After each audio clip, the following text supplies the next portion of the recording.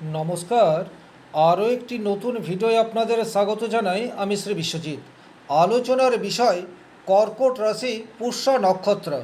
সুখের চাবি আপনার হাতে, কিন্তু এই সুখ আপনি কবে পাবেন বা কিভাবে পাবেন, এই ভিডিওটির মাধ্যমে কমপ্লিট অ্যানালাইসিস করার চেষ্টা করব। ভিডিওটি যারা দেখতে শুরু করেছেন শেষ পর্যন্ত দেখবেন, এবং আমি যে 12টি সূত্র নিয়ে আলোচনা করব, এই 12টি সূত্রের মধ্যে থেকে যদি 5টি বা 6টি সূত্র আপনি আপনার দৈনন্দিন জীবনে ফলো করে চলেন, সেক্ষেত্রে আমি বলতে পারি এবং খুব জোর দিয়েই বলতে পারি 1 মাসের মধ্যেই আপনি সুখের দেখা পাবেন। তাতে কিন্তু কোনোরূপ ডাউট নেই। চলে আসবো মূল আলোচনায়।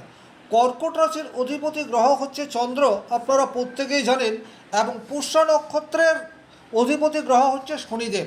সুতরাং এই নক্ষত্রের জাতক জাতিকাদের মধ্যে চন্দ্র এবং শনির একটা মিলিত কম্বিনেশন সেটা কিন্তু দেখতে পাওয়া যায়।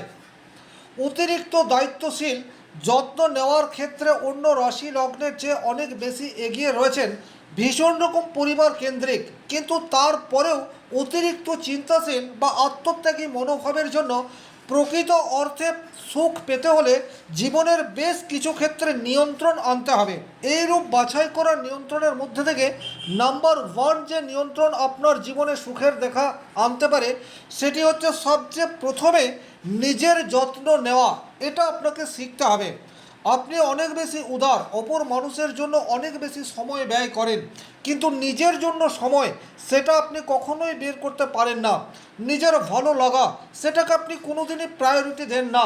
এই জায়গাটি কিন্তু আপনার মনের ভেতরে একটা ক্ষোভ বা হতাশা তৈরি করে দেয়। আর ক্ষোভ বা হতাশা এমন একটা বিষয়, সেটা আপনার মনের মধ্যে থাকলে সুখের অনুভূতি সেটা কিন্তু আপনার মনে প্রবেশ করতে পারবে না। সুতরাং নিজের যত্ন নেওয়া এটা আপনাকে একটু শিখতে হবে। 2 নম্বর যে জায়গায় আপনাদের একটু পরিবর্তন প্রয়োজন, সেটি হচ্ছে অতিরিক্ত দায়িত্ব নেওয়া থেকে বিরত থাকতে হবে। এটা কিন্তু খুব ভীষণ রকম জরুরি। কর্কট রাশি ভীষণ রকম আবেগপ্রবণ, এবং শনি হচ্ছে দায়িত্বের প্রতীক। বাট আপনার দায়িত্ব ততটাই নেওয়া উচিত যতটা দায়িত্ব আপনি পালন করতে পারবেন। আর এই জায়গাতে আপনাদের অনেক বেশি প্রবলেম আপনারা নিজেরাই তৈরি করে নেন। অতিরিক্ত দায়িত্ব নেওয়া থেকে কিভাবে আপনি বেরিয়ে যাবেন, তার রাস্তা আপনাকেই খোঁজ করতে হবে। 3 নম্বর যে সূত্রটি আপনাদেরকে ফলো করলে অতি শীঘ্র সুখের দেখা পাবেন, সেটা হচ্ছে আপনার ইমোশন বা আপনার আবেগ, সেটাকে কিন্তু কন্ট্রোলে আনতে হবে। কোনো পরিচিত ব্যক্তি, নিকট আত্মীয় আপনার কাছে এসে তার মনের কথা বা দুঃখের কথা বললেই আপনার মন সাথে সাথেই তার প্রতি অত্যন্ত সহানুভূতিশীল হয়ে যায়। কিন্তু আজকের তারিখে আপনাকে দেখতে হবে আপনার সামনে যে মানুষটি এসছে সাহায্যের জন্য, সাহায্য করা অত্যন্ত ভালো, কিন্তু তার আবেগ সেটা কি ঠিকঠাক রয়েছে, নাকি সে আপনার সরলতার সুযোগ নিতে চাইছে, এই জায়গাটি কিন্তু যাচাই করার দায়িত্ব সেটা একান্তই আপনার। সুতরাং কাছের মানুষটিকে আপনি সাময়িক না বলতে শিখুন, এটা কিন্তু ভীষণ রকম দরকার। আমি কখনোই বলবো না যে আপনি হেল্প করবেন না, অবশ্যই মানুষ হয়ে মানুষের হেল্প করার প্রয়োজনীয়তা রয়েছে, কিন্তু আবেগে ভেসে গিয়ে আপনি নিজের কথা বা ফ্যামিলির কথা চিন্তা না করে যদি হেল্প করেন, সেক্ষেত্রে কিন্তু ফ্যামিলিতে একটা ডিস্টারবেন্স এবং দীর্ঘস্থায়ী প্রবলেম সেটা ক্রিয়েট হতে পারে। এটা আপনাদেরকে মাথায় রাখতে হবে। 4 নম্বর যে সূত্রটি আপনারা জীবনে ফলো করে চলবেন, সেটা হচ্ছে আপনাদের সাংসারিক জীবনের মূল্যবোধ। এটা নিয়ে একটা স্বচ্ছ ধারণা এটা তৈরি করতে হবে। আমি যেটা বোঝাতে চাইছি সেটা হচ্ছে আপনার একান্ত আপনজন অ্যাকচুয়ালি কাদের দায়িত্ব সত্যিকার অর্থে আপনাকে পালন করতেই হবে, এই জায়গাটা কিন্তু আপনার পরিষ্কার থাকা উচিত। আপনি প্রত্যেকের ভালো করতে পারবেন না, এটাও আপনার জানা দরকার। আপনার কাছে অগ্রাধিকার কে রয়েছে, এই বিষয়টি সম্বন্ধে স্বচ্ছ ধারণা এটা এক এক করে আপনার ফ্যামিলি বন্ডিং এবং ফ্যামিলির মানুষের সাথে আপনার সহাবস্থান এটাকে মজবুত করবে এবং সুখের অনুভূতি ক্রমশ আসতে শুরু করবে। এই জায়গাটি কিন্তু ভীষণ রকম গুরুত্বপূর্ণ। অনেক সময় পুষ্যা নক্ষত্রের মানুষ নিজের কথা চিন্তা করছে না, ফ্যামিলির কথা চিন্তা করছে না, অতিরিক্ত উদার। আর এই অতিরিক্ত উদার মানসিকতার জন্য কিন্তু বেশ কিছু মানুষ আপনাদেরকে ব্যবহার করে দূরে ছুঁড়ে ফেলে দেয়। আপনাকে ব্যবহার করে নিল এটা পর্যন্ত ঠিক আছে, কিন্তু সেই মানুষটি যখন দূরে সরে চলে যায়, তখন কিন্তু আপনার মনের মধ্যে ভীষণ রকম দুঃখ, যন্ত্রণা, কষ্ট এটা গ্রাস করে। আর এগুলি যদি আপনার মনকে ভারাক্রান্ত করে তোলে, সেক্ষেত্রে কিন্তু সুখের অনুভূতি প্রবেশ করতে পারবে না। এই জায়গাটি কিন্তু আপনাদেরকে খেয়াল রাখতে হবে। 5 নম্বর যে সূত্রটি আপনারা ফলো করলে অতি শীঘ্র সুখের দেখা পাবেন, সেটা হচ্ছে কর্মক্ষেত্রে পেশেন্স এটা রাখতে হবে। আপনাদের ধৈর্য নেই তা কিন্তু নয়, প্রচুর মাত্রায় ধৈর্য রয়েছে, কিন্তু ধৈর্য কতটা প্রয়োজন এটা দরকার। কর্মক্ষেত্রে আপনার যে রুটিন, সেই রুটিনকে একটা সময়সীমার মধ্যে বেঁধে ফেলুন, যে আমি এই কাজটা এই সময়সীমার মধ্যে কমপ্লিট করব। তাতে করে আপনার যে ট্যালেন্ট রয়েছে, আপনার যে কাজ রয়েছে, সেটা একটা যথাযথ সময়ে শেষ হতে পারবে। স্বাভাবিক অর্থেই কর্কট রাশির পুষ্যা নক্ষত্র মানেই হচ্ছে শনির একটা প্রভাব এটা থাকবে। আর ব্যক্তিগত কুণ্ডলিতে শনি যদি অশুভ অবস্থায় থাকে, সেক্ষেত্রে কিন্তু কর্মক্ষেত্রে বারবার ডিলে, এই বিষয়টি আপনার মনের মধ্যে একটা ইরিটেশন, রাগ, ক্ষোভ, ঘৃণা এটা তৈরি করে দেয়। সুতরাং ধৈর্য আপনাকে উপযুক্ত জায়গায় রাখতে হবে এবং তার একটা সময়সীমা বা লিমিট সেটাও নির্ধারণ করতে হবে। সেক্ষেত্রে কিন্তু কর্মক্ষেত্রে পর্যাপ্ত অর্থ উপার্জন করা আপনার পক্ষে সম্ভবপর। 6 নম্বর, আপনারা কিন্তু ভীষণ রকম পরিশ্রমী, এ বিষয়ে কিন্তু কোনোরূপ ডাউট নেই, কিন্তু এই পরিশ্রম অযথা ব্যয় হচ্ছে কিনা এটা আপনাকে একটু খেয়াল রাখতে হবে। নিজের জন্য কতটা পরিশ্রম করছেন বা নিজের ফ্যামিলির জন্য কতটা পরিশ্রম করছেন, আর অন্যান্য মানুষের জন্য কতটা পরিশ্রম করছেন, এটা কিন্তু আপনাকে খেয়াল রাখতে হবে। এই দুটি পরিশ্রমের মধ্যে সমতা এটা আনতে পারলেই কিন্তু আপনার ফ্যামিলি লাইফে হ্যাপিনেস এটা ফিরবে। আমি ব্যক্তিগতভাবে অনেক জন্মকুণ্ডলিতে দেখেছি, যাদের জন্মকুণ্ডলিতে শনি মঙ্গলের সাথে কম্বাইন্ড করে রয়েছে অথবা রাহুর সাথে কম্বাইন্ড করে রয়েছে, আপনারা নিজের ফ্যামিলির প্রতি একটু উদাসীন, বরং বাইরের কাজ, অপর মানুষের কাজ নিয়ে আপনার সময় সেটা অতিরিক্ত ব্যয় হয়। সেক্ষেত্রে কিন্তু ফ্যামিলি লাইফে একটা দীর্ঘকালীন ডিস্টারবেন্স এটা ক্রিয়েট হতে পারে, এটা আপনাদেরকে খেয়াল রাখতে হবে। 7 নম্বর যে সূত্রটি আপনারা ফলো করলে অতি শীঘ্র সুখের দেখা পেতে পারেন, সেটা হচ্ছে ফ্যামিলি এবং কাজের মধ্যে ভারসাম্য বা ব্যালেন্স এটা আনতে হবে। পুষ্যা নক্ষত্রের মানুষ কিন্তু কাজ পাগল, একেবারেই অলস নয়, সব সময় কিছু একটা করছেনই। আর এর ফলে অনেক সময় আপনার ফ্যামিলি আপনার কাছ থেকে ডিটাচ হচ্ছে, এটা কিন্তু আপনাদেরকে একটু ভালোভাবে দেখতে হবে।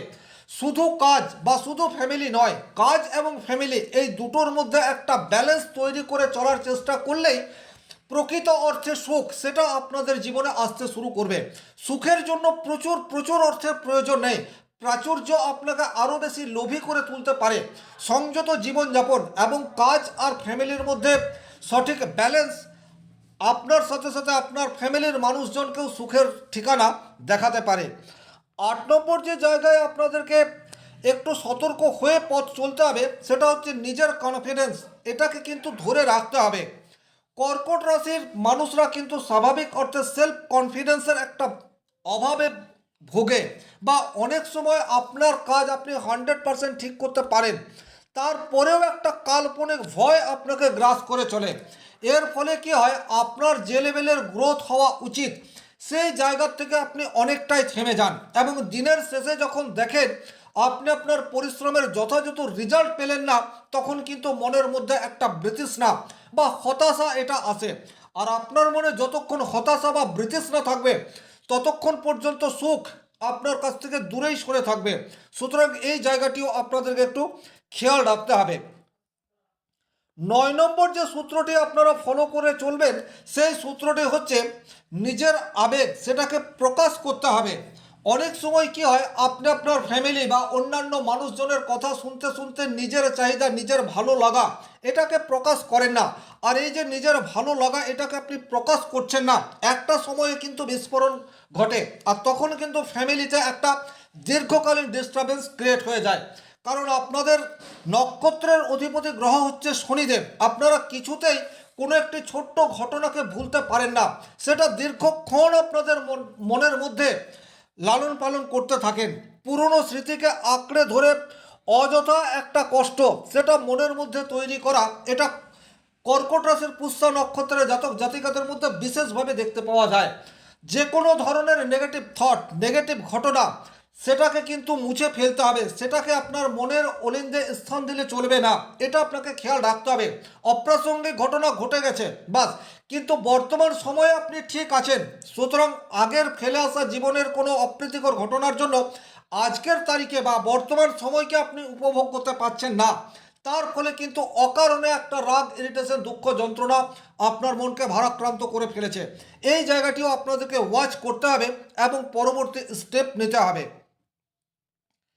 11 নম্বর যে ঘটনাটি আপনাদের জীবনে সুখের অনুভূতি আনতে পারে, সেটা হচ্ছে নেগেটিভ মানুষজনদের কাছ থেকে যতটা সম্ভব দূরত্ব মেনটেন করে চলতে হবে।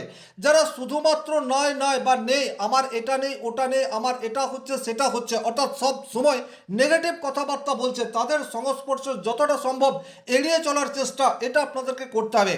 কারণ আপনাদের রাশির অধিপতি গ্রহ হচ্ছে কর্কট, যে একটুতেই ইমোশন বা আবেগ তাড়িত হয়ে ওঠে।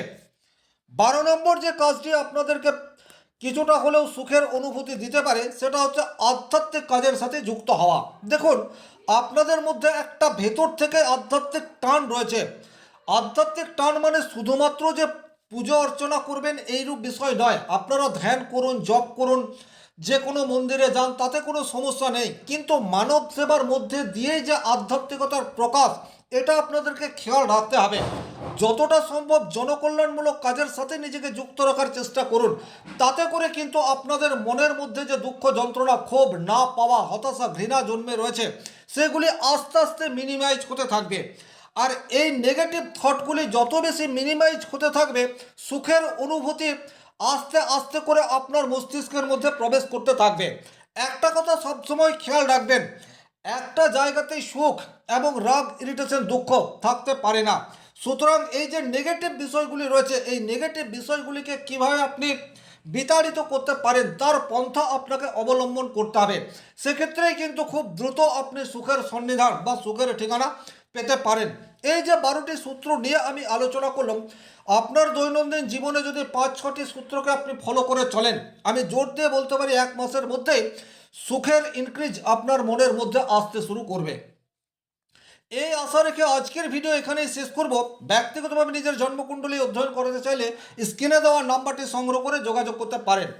ভালো থাকুন, সুস্থ থাকুন, ধন্যবাদ।